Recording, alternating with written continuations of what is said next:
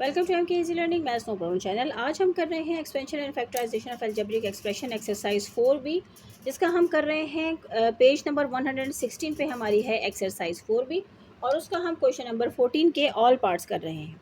तो ये कौन सी बुक है? ये बेसिकली हमारी D2 बुक है, जिसका 8th एडिशन है। हम इसको सॉल्व कर रहे हैं और इसके जो है हम एक्सरसाइज 4B सॉल्व कर रहे हैं और 4B की एक्सरसाइज का क्वेश्चन नंबर 14 सॉल्व कर रहे हैं। ये आपको मिलेगा पेज नंबर 116 पे। तो ये बाकी जितनी भी इंफॉर्मेशन है मैंने ऑलरेडी यहाँ पे मेंशन कर दी है, ताकि स्टूडेंट्स को इजीली जो है वो वीडियोस मिल सकें। और इसके अलावा क्वेश्चन नंबर 14 जो है मैंने उसका क्वेश्चन का ए पार्ट जो है उसको हमने ऑलरेडी अपने बोर्ड पे उतार लिया है। तो चलें इसको स्टार्ट करते हैं। और इसको स्टार्ट करने के साथ एक बहुत ही इम्पोर्टेंट जो है वो अनाउंसमेंट भी करनी थी कि इस चैप्टर के कुछ क्वेश्चंस हैं जो कि टेस्ट पेपर्स में आए हैं, तो वो जो है हम उसको भी सॉल्व करेंगे इंशाल्लाह अपने नेक्स्ट वीडियो में। तो आप जो है मेरे चैनल के साथ इसी तरीके से जो है वो कनेक्ट रहिए, ताकि आपको इससे इस एक्सरसाइज से रिलेटेड जो टेस्ट पेपर्स हैं या जो टेस्ट क्वेश्चंस आते हैं मुख्तलिफ, उनसे भी आप जो है वो प्रैक्टिस कर सकें। तो चलिए स्टार्ट करते हैं पहले अपना क्वेश्चन नंबर 14। क्वेश्चन नंबर 14 में हमें दिया हुआ है x² + 2 और x+5। तो सबसे पहले हमें इनको सॉल्व करना है। इनको सॉल्व करने के लिए मैं अपने x जो है वो इस पूरे ब्रैकेट को मल्टीप्लाई कर देती हूँ। तो दैट इज़ x+5 एंड +2। सो x+5 as it is. Now the next one is x and x³ + 5x² + 2 times x is 2, x + 2 times 5 is 10। तो ये जो है हमने यहाँ पे सॉल्व कर लिया है। इसको फर्दर हम सॉल्व नहीं कर सकते, क्योंकि जितने भी हमारे पास टर्म्स हैं वो सब डिफरेंट हैं। तो ये जो है वो मज़ीद सॉल्व नहीं हो सकती। ये हमारे पास क्यूब की वैल्यू है, ये x² की है, ये जो है x की है, और ये सिर्फ हमारे पास कांस्टेंट है। तो इस क्वेश्चन का जो आंसर आया है हमारे पास, वो आंसर यही है। तो इस तरीके से हमने क्वेश्चन नंबर 14 का पार्ट ए जो है उसको हमने डन कर लिया है। अब चलते हैं अपने नेक्स्ट क्वेश्चन की तरफ।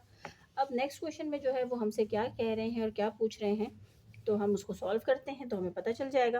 क्वेश्चन नंबर 12 जो है इसका बी पार्ट 14 का, that is 2x - 3y bracket close and the another bracket is x + 5y - 2।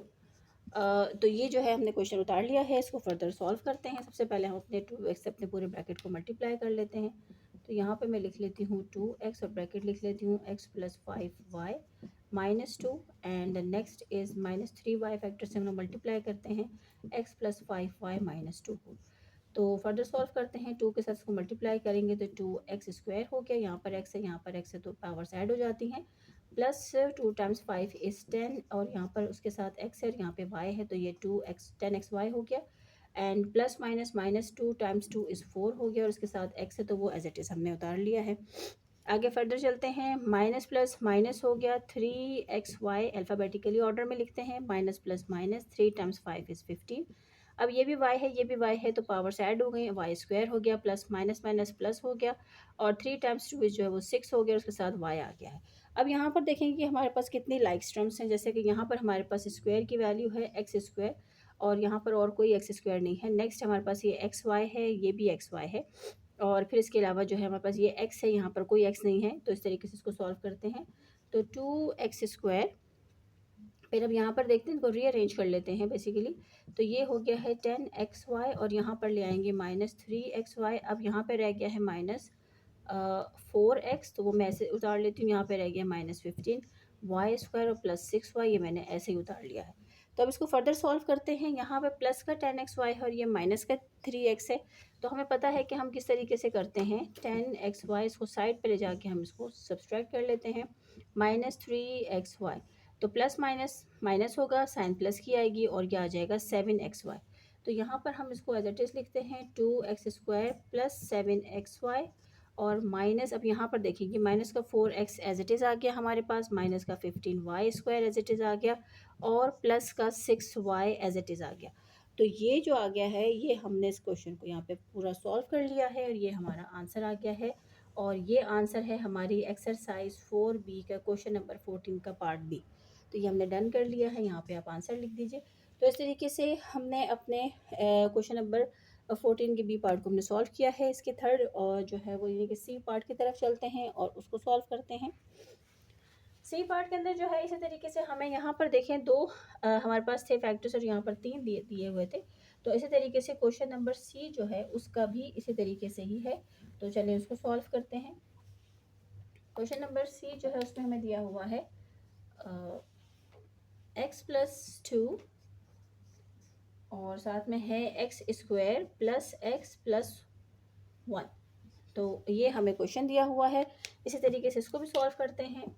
X मैं लिख लेती हूँ और उसको यहाँ पे मल्टीप्लाई करती हूँ x² + x+1 से, और यहाँ पे +2 लिख लेती हूँ और इसको x² + x और +1 से मल्टीप्लाई कर देती हूँ। तो ये हो गया हमारे पास। यहाँ पे स्क्वायर की वैल्यू है, ये x है तो ये पावर्स ऐड हो गई तो 3 हो गया, प्लस ये भी x1 है, ये भी x है 1 है तो ये x और x² हो गया, ये प्लस प्लस प्लस, तो x को जब 1 से मल्टीप्लाई करेंगे तो x ही आ जाएगा।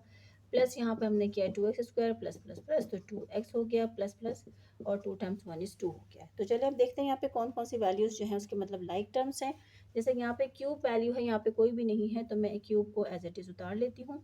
अब इसके पास स्क्वायर है, ये भी स्क्वायर है, तो इनको थोड़ा सा रीअरेंज कर लेते हैं और सिमिलर जितने भी टर्म्स उनको सेम साथ में लिख लेते हैं। इस तरीके से इन दोनों को लिख लिया, ये x है, ये 2x और यहाँ पर +2 कांस्टेंट आ गया। अब इन दोनों को देखते हैं क्या कर सकते हैं फर्दर। प्लस अब ये दोनों आपस में ऐड हो रहे हैं, यानी कि ये x² है प्लस का और ये प्लस का 2x² है, तो प्लस प्लस प्लस होगा। यहाँ पे अगर कुछ भी नहीं लिखा हुआ होता नंबर तो इसका मतलब है 1 है, तो ये हो गया 3x²। यहाँ पे हमने लिख लिया 3x²। अब यहाँ पर आ गई है 2x प्लस और प्लस x, तो यहाँ पे कुछ नहीं है तो 1 है, 2 और 3x आ गया, ये भी प्लस के साइन के साथ प्लस 3x, और यहाँ पर आ गया है +2। तो ये हमारा आंसर बेसिकली आया है,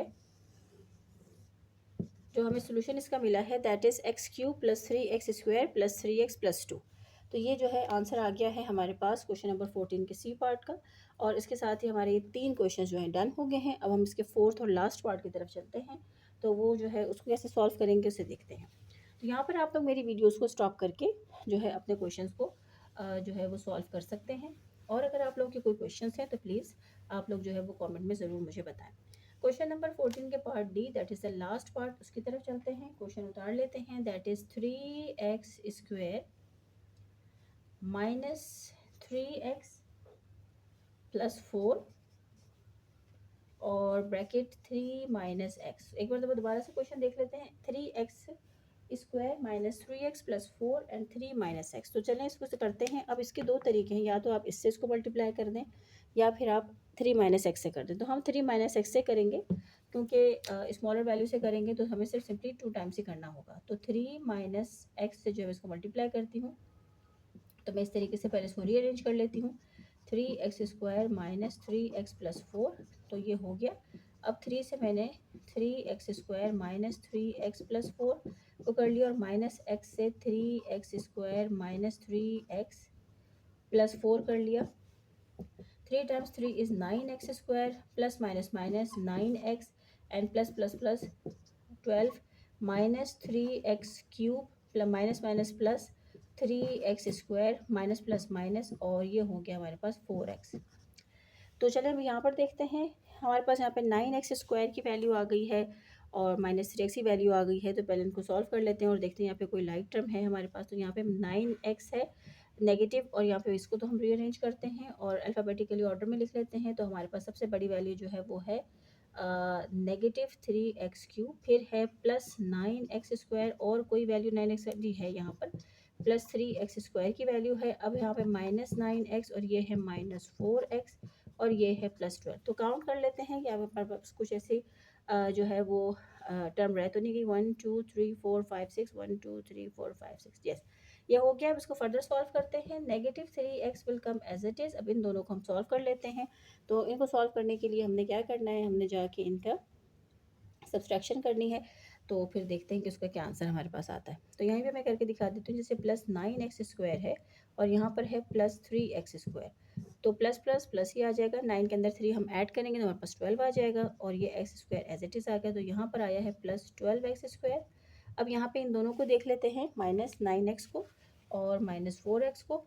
तो -9x और -4x को करते हैं तो माइनस माइनस प्लस होगा, लेकिन साइन माइनस की आएगी, और 9 में हम 4 को ऐड कर लेते हैं तो हमारे पास क्या आ जाएगा, 13 आ जाएगा। यानी 10 11 12 13 13x आ गया हमारे पास। यहाँ पे आया -13x। अब ये सॉल्व हो गया, यहाँ पे रह गया सिर्फ +12। तो इस तरीके से जो है ये हमारे पास क्वेश्चन यहाँ पे सॉल्व हो गया है और ये इसका आंसर आ गया। इसको मैं यहाँ से इरेज कर देती हूँ तो आगे कोई कन्फ्यूजन ना रहे। और इस तरीके से जो है हमारा क्वेश्चन नंबर 14 का पार्ट डी जो है हमने इसको सॉल्व कर लिया है। इसका आंसर हमारे पास आया -3x³ + 12x² - 13x + 12। तो ये इसका आंसर है, इसको हमने यहाँ पर सॉल्व कर लिया है। इसके साथ ही जो है वो हमारे क्वेश्चन नंबर 14 यहाँ पे कंप्लीट हो गया है। अब उसके नेक्स्ट क्वेश्चन को करेंगे, लेकिन उसके बाद इसके साथ साथ जो है वो एक टेस्ट पेपर है जो कि मेरे स्टूडेंट्स जो हैं उन्हें मिला है और वो चाहते हैं कि हम इसे सॉल्व करें। तो मैं चाहती हूँ कि वो मैं आप सबके साथ भी शेयर करूँ ताकि आप लोगों को भी प्रैक्टिस क्वेश्चंस इस तरीके से मिलें, क्योंकि हम अपने बुक के क्वेश्चंस तो बहुत ज़्यादा कर लेते हैं, लेकिन टेस्ट के क्वेश्चंस में जो है वो बहुत सारे स्टूडेंट्स को थोड़ी सी प्रॉब्लम होती है। तो हम चाहते हैं कि हम अपने उस जो हमारे उनके सॉल्यूशंस को भी हमें पता हो। तो मेरी वीडियोज़ आपको पसंद हैं तो उनको लाइक करें और शेयर करें। Thank you.